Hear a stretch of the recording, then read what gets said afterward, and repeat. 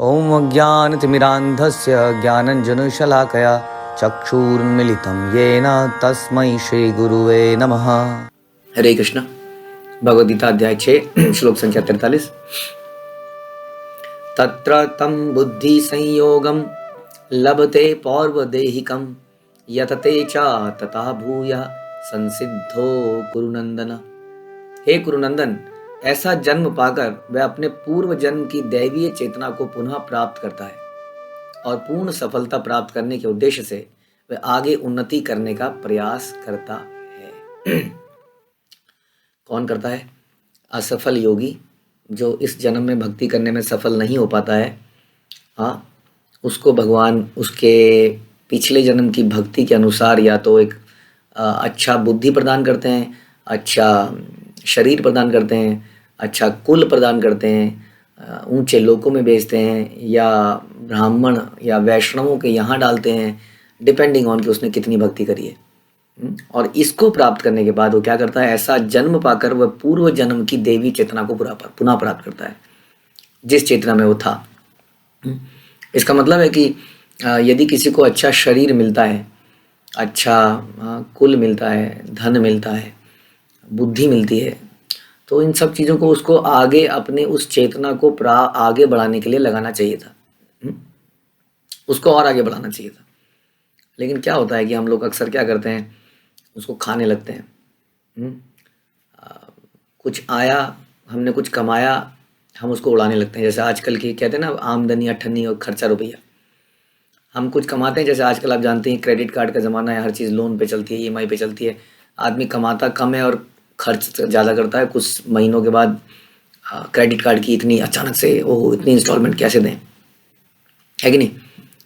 तो ये हमारी टेंडेंसी हो गई आजकल कि हम कमाने से ज़्यादा खर्च करना चाहते हैं। तो इसी कारण से जो पिछले जन्मों में हमने कुछ किया इस भक्ति के रास्ते में, चाहे एक कदम बढ़ाया, और एक कदम ये भी हो सकता है कि हमने कहीं पर कुछ कर्म कांड किए, चलो किसी देवी देवता की विशेष की पूजा करी, तो हमें पूर्व जन्म में थोड़ा और सुकृति मिली, थोड़ा और धनी हो गए, थोड़ा और सुंदर शरीर मिल गया, थोड़ी और बुद्धि मिल गई, उसके अनुसार हम आगे बढ़ रहे हैं। लेकिन जैसे ही ये मिलता है थोड़ा सा, हम इसको भोगने में लग जाते हैं। किसी को सुंदर शरीर मिलता है, वो सोचता है वो मैं सबसे सुंदर हो गया, अब मेरे पीछे बहुत सारे लोग घूमेंगे, हाँ, मिस्टर इंडिया, मिस इंडिया इत्यादि, वो लोगों को अपने पीछे नचाने, अपने फ़ैन बनाने में लग जाते हैं। किसी को धन मिल जाता है, वो धन से घूमना चाहता है, ऐशो आराम की ज़िंदगी चाहता है।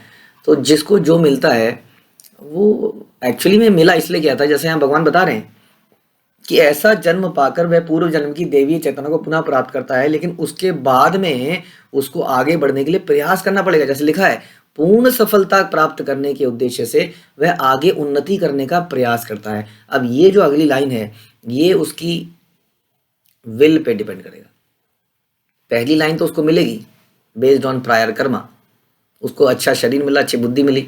साइंटिस्ट लोगों को इतनी अच्छी बुद्धि मिलती है, लेकिन वो उससे कुछ खोज करने लगते हैं मैटर की। कितने हिंदुस्तान में कितने लोग आईआईटी बनते हैं, कितने टॉप क्लास एजुकेशन प्राप्त करते हैं, बुद्धिजीवी लोग, लेकिन वो अपनी उस बुद्धि को लगाते कहाँ हैं? पैसा कमाने के लिए। हाँ, वो हायर बुद्धि उसको मिली थी उसके पिछले जन्मों के पूर्व कर्म से, ताकि वो उसको उस चेतना को और आगे लेके जाए। लेकिन उसने उसको क्या किया? उसने उससे एंजॉय करना शुरू कर दिया, कुछ इकट्ठा करना शुरू कर दिया। हाँ, तो ये मिसयूज़ है, ये मिसयूज़ है, भगवान की दी गई शक्ति का मिसयूज़ कर रहे हैं हम सब लोग। भगवान ने इसलिए नहीं दी थी ये चीज़ें। भगवान कह रहे हैं कि पूर्ण सफलता नहीं मिली थी अभी बच्चों, अभी खुश मत हो, खुश, अभी रिलैक्स होने का समय नहीं है।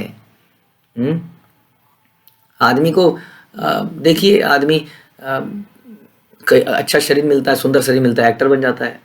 इसमें उसका क्या रोल है बताइए? हाँ, उसको शरीर ही ऐसा मिला, फिर उसने, है ना कहीं हमें कला मिली है ना, हमारे गला मिला है, आँख नाक मिली है, डायलॉग डिलीवरी की कला मिली है। इवन हम जो अगर कुछ पढ़ाई लिखाई में बहुत अच्छा कर पा रहे हैं, क्योंकि हमें कुछ ब्रेन पावर ऐसी मिली है, या हमारे अंदर कुछ कंसिस्टेंसी, हम बैठ के मेहनत कर पाते हैं। हम कहें नहीं मैं मेहनत करी, तो मेहनत करने की टेंडेंसी भी वहीं आई कि मन मेरा लगा रहा, मैं एग्ज़ाम दे पाया, एग्ज़ाम से पहले मेरा एक्सीडेंट नहीं हुआ, घर में कोई हादसा नहीं हो गया, घर में मैं फ़ीस दे पाया। न जाने कितनी कंडीशंस हैं, तब हम कोई चीज़ कर पाते हैं, नहीं तो हम कैसे कर सकते हैं कोई चीज़? हाँ, हम उसको अपना अर्जित समझकर उसको खाने में लग जाते हैं।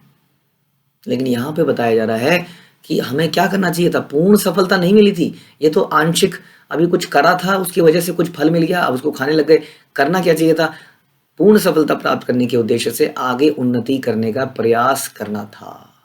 ये हम सबसे बहुत भारी गलती हो रही है कि हम आगे उन्नति करने का प्रयास ही नहीं कर पा रहे हैं, और उसको जो कुछ मिला था उसको भी उड़ा दे रहे हैं। ये जो उद्देश्य से आगे उन्नति करने का प्रयास करना है, ये हमारी विल पे डिपेंड करेगा। इसमें भगवान का कोई रोल नहीं है। यहाँ से हम ऊपर भी जा सकते हैं, नीचे भी जा सकते हैं। यदि हम इस उद्देश्य को भूल जाते हैं तो हम भोगने में लग जाते हैं और नीचे गिर जाते हैं। जो हमने कमाया होता है समाप्त हो जाता है। जैसे हमारा धन खाते खाते खाते समाप्त हो जाता है अगर हम धन को और अर्जित ना करें तो, है ना। तो इस प्रकार से खाने के चक्कर में फिर हम अगला जन्म नीचे की ओर भी चला जाता है। ध्यान रखिए, अगला जन्म नीचे की ओर भी जा सकता है। जैसे अगला जन्म ऊपर की ओर जा सकता है हमारे कर्मों से, वैसे ही अगला जन्म नीचे की ओर जा सकता है हमारे कर्मों से। भगवान यहाँ पर, श्रील प्रभुपाद यहाँ पर एग्जाम्पल देते हैं राजा भरत का। राजा भरत जिन्हें तीसरे जन्म में, ये भरत राम के भाई भरत नहीं है, ये भरत ऋषभ देव के सबसे बड़े पुत्र हैं, जिन्हें तीसरे जन्म में उत्तम ब्राह्मण कुल में जन्म मिला था। बहुत ही उत्तम, मतलब उसमें जन्म मिला और बचपन से ही पूजा पाठ ये सब इन्होंने देखा। लेकिन इनके अंदर पूर्व दिव्य चेतना, भगवान ने इनके अंदर डाल रखी थी। दिव्य चेतना की पुनः प्राप्ति के लिए उत्तम जन्म के उदाहरण ये आते हैं। भरत विश्व भर के सम्राट थे। तभी से यह लोक देवताओं के बीच भरतवर्ष के नाम से विख्यात है। पहले यह इलावर्त वर्ष के नाम से जाना जाता था। तो भारतवर्ष हमारा नाम जो है, वास्तव में कई लोग कहते हैं भरत महाभारत के भरत, कई कहते हैं रामचरितमानस के भरत।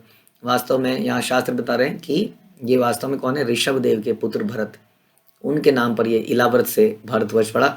भरत ने अल्पायु में ही आध्यात्मिक सिद्धि के लिए संन्यास ग्रहण कर लिया, उन्होंने सब कुछ त्याग दिया, लेकिन कुछ कारण से वो सफल नहीं हो पाए, जो हमारा प्रश्न है। अब जब सफल नहीं हुआ है तो भगवान ने क्या किया, भगवान ने उनकी रक्षा करी और अगले जन्म में, एक जन्म के बाद उसके अगले जन्म में वो हिरण बन गए थे। लेकिन हिरण में भी भगवान ने उनकी चेतना की रक्षा करी। ऐसा बड़ा कम होता है। हिरण के जन्म में भी भगवान ने उसको सारी स्मृति रखी कि पिछले जन्म में मैंने ये गड़बड़ कर दी थी, वरना हमारी स्मृति रहती कहाँ है।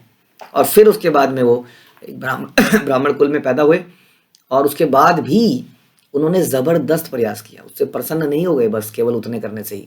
उन्होंने क्या प्रयास किया, वो एकांत, वो बिल्कुल बोलना बंद कर दिया। जो भी व्यक्ति कोई भौतिक बात करता था तो पागल की तरह बन जाते थे। हम लोग क्या करते हैं, जब कोई चर्चा हो रही है, संसार में क्या पॉलिटिक्स में चल रहा है, यहाँ पर क्या चल रहा है, वहाँ पर क्या चल रहा है, सब अपना ओपिनियन देना चाहते हैं हम सब लोग, है कि नहीं। अपने ओपिनियन देके हम अपने आप को एक इंटेलिजेंट व्यक्ति साबित करते हैं। लेकिन जड़ भारत ने ऐसा कुछ नहीं किया, क्योंकि जैसे ही इंटेलिजेंट बनते हैं सारे लोग हमसे पूछने लग जाते हैं कुछ ना कुछ, और हम और फंस जाते हैं इन चक्करों में। तो भरत महाराज ने सोचा, या जड़ भरत ने सोचा मैं मूर्ख बन के रहूँगा तो कोई मुझसे कोई फालतू बात करेगा ही नहीं, है कि नहीं। हमें बड़ा आनंद आता है, हमारे आगे पीछे कई सारे पूछने लोग आते हैं कि नहीं अच्छा जी, इनको बड़ा एक्सपीरियंस ही हर चीज़ का, इनसे पूछने चलते हैं, और हम भी बड़े उतावले होकर बताना चाहते हैं। लेकिन जड़ भरत ने किसी से कोई बात नहीं करी, या कोई कुछ पूछता था तो पागलपन की बातें करते थे। लोगों ने कहा तो पागल है, छोड़ो इसको, और वो अकेले में अपना भजन करते रहते थे। एकांतवास में रहना शुरू किया, क्योंकि उनके आसपास सारे भौतिक लोग थे। केवल एक बार वो बोले, जब उनके सामने एक ऐसा व्यक्ति आया जो भगवान की कथा सुनने जा रहा था।